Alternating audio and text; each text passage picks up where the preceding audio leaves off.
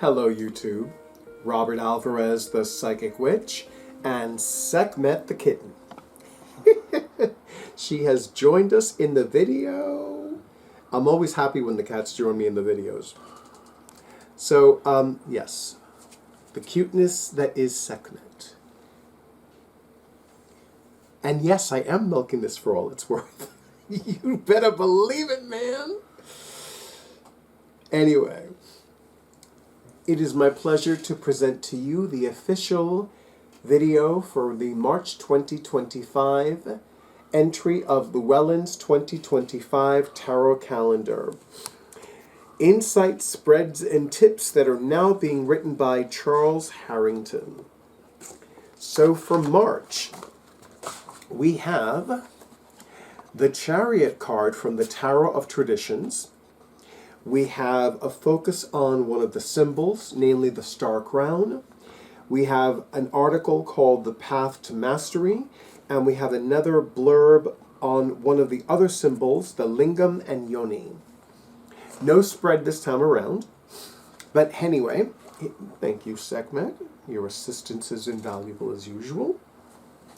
The Chariot is the herald of great victory and forward movement, reminding us that while a pause for introspection and contemplation is worthwhile, we benefit when we follow up by putting our reflections into action. I have to mention a few things. So I don't normally mention the calendar dates anymore, but it is Monday, March 3rd, 2025. I mention this because in magical traditions, Monday is the day of the moon. Monday astrologically rules Cancer, and the Chariot card is astrologically aligned with the sun sign Cancer. And then, of course, I have to mention Sekhmet again because earlier I did a phone reading using the Yin Universe Tarot by Devata Tarot, which depicts black cats. And black cats are definitely the order of the day. Isn't that right, the way you just laid on the table? Anyway, so we have the Star Crown symbol, and we have the Lingam and Yoni symbol. So first, let's go with the Star Crown. While the charioteer's actions may take place here on Earth, the Star Crown suggests that they are connected to a higher purpose. When your higher self is allowed to call the shots, your success will be a worthy one. I have a dear friend who's also a regular client of mine and a fellow magical practitioner and a fellow psychic reader. And he is very enamored by the works of the Abraham Hicks entities that are channeled by Esther Hicks. And this reminds me of something that I read on his Instagram earlier today. So the Star Crown is a reminder for you to not only tune into your crown chakra, which is on the inside top of your head, but your soul star chakra, which is the chakra that is above your crown chakra. And I usually tell people that your fingertips are in the vicinity of the soul star chakra. So see if you can surrender and release to your higher self's will this week. And for the month of March 2025, for that matter. And then we have the Lingam and the Yoni. The Lingam is the phallic symbol representing the masculine principle in Hinduism, specifically Shiva. And the Yoni represents the feminine principle in Hinduism, namely Shakti. Although Yoni is the name for a very distinctive feminine shape. Some people call it a vagina, some people call it the vajayjay, some people call it something else, if you know what I mean.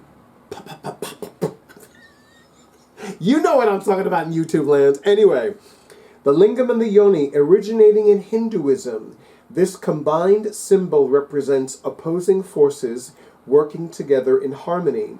Like the black and white sphinxes that the charioteer has leashed, balancing extreme energies will help us succeed.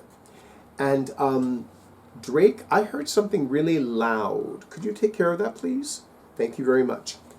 And by the way, I will include the information about the Tarot of Traditions in the description box for this video. I will say I have had my eye on it from time to time.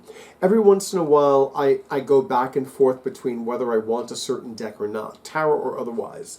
But eventually I wind up buying it or I just forget about it. So anyway, here is the article titled The Path to Mastery. What does the path to tarot mastery look like for you? Before I go any further, I do want to encourage all of you to give this video a like, a share, and feel free to subscribe to the channel. So, the path to mastery. What does the path to mastery look like for you? The most obvious route may seem to be reading ever-increasing, more advanced tarot books that take a complex or esoteric approach to understanding the cards. And this is a wonderful way to gain deeper knowledge. But the wider, W-I-D-E-R, wider approach is just as valid. Set aside the tarot tomes for a moment and consider what other avenues of study are available to you. Books on psychology, creativity, and the human brain will provide useful insights into the workings of the mind. Guides to dating, sex, and relationships will ignite your love readings. Courses on business models, finance, and leadership will suggest winning strategies.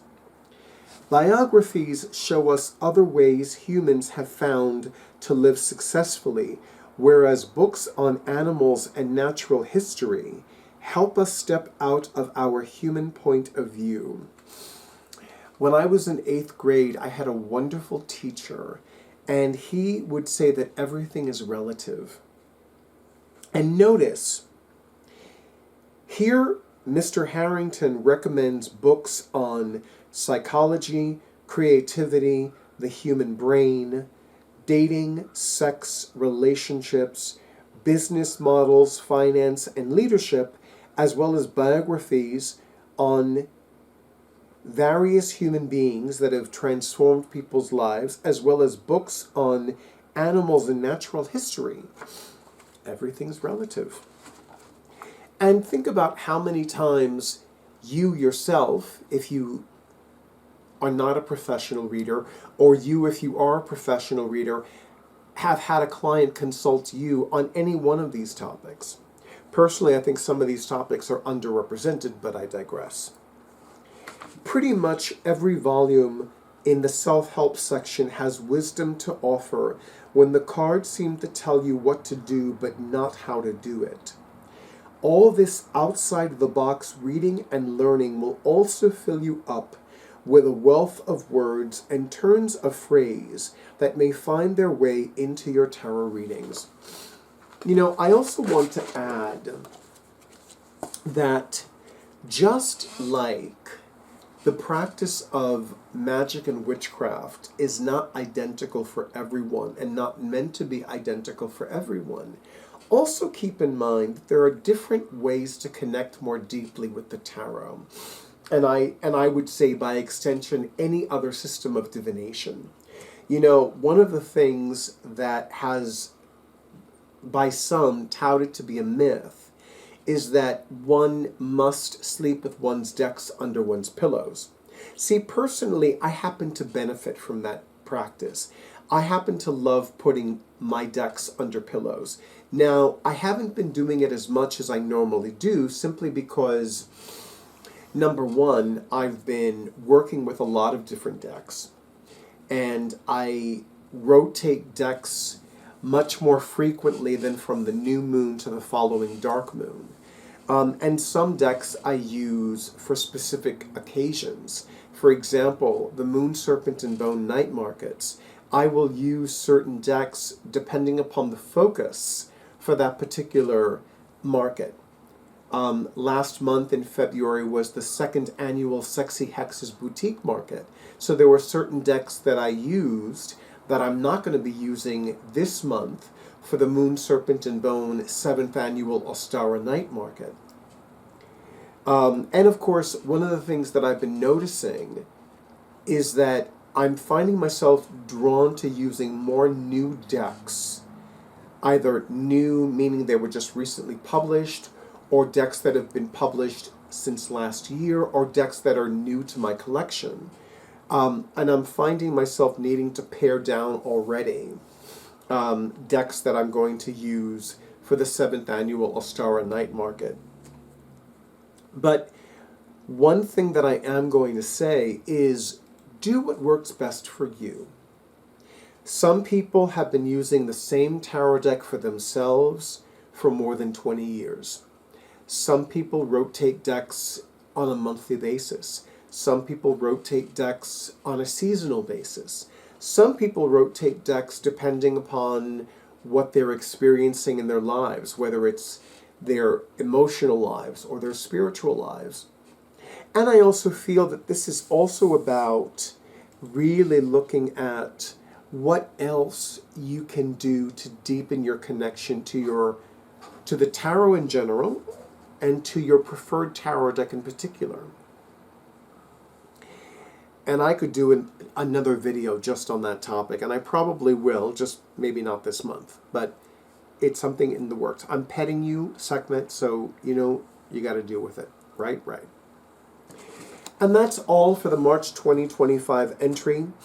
I want to thank Llewellyn Publications for continuing to publish the tarot calendars. I always say that it is the one and only tarot-themed annual that Llewellyn publishes, which is one of the reasons why I'm so very passionate and almost intensely so, almost overbearingly so, with regards to spreading the word online and off about these calendars. So I absolutely recommend that you continue spreading the word about them online and off, continue buying them, continue giving them as gifts to yourself, to others. Really give Llewellyn Publications all the incentive they need to continue publishing this tarot deck. Drake, is everything okay? Are you sure? Okay. And yes, Sekhmet went to go eat. I'm so sorry. I know my black cat lovers are like, where's Sekhmet? She might come back. And I also want to thank Charles Harrington for taking over the helm from the Barbara Moore in writing the insight spreads and tips. And of course, thank you to all of you in YouTube land for all the likes, all the comments, all the shares, and all the subscriptions to my YouTube channel. And an extra big and extra bountiful thank you to those of you who have already scheduled your sessions, including the individual who had a phone reading with me tonight, and the individual who has a video reading with me this Friday, and who referred a client to me who had a video reading with me last Saturday. And thank you. Or was it this? No, it was the Saturday before last. I'm losing track. But yes, thank you to those of you who have already scheduled your sessions. I still have some availability left in March. I have plenty of availability still left in April, which I still find very surprising, to say the least. And I have I have some availability in May. June is still up in the air, July is still up in the air, August is still up in the air, but you get the idea.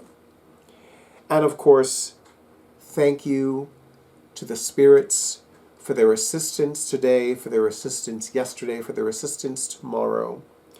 And as always, to all of you in YouTube land, stay in tune with your intuition. Stay safe, stay well, stay hydrated, alternate that water with coffee and tea, and stay tuned for the next video.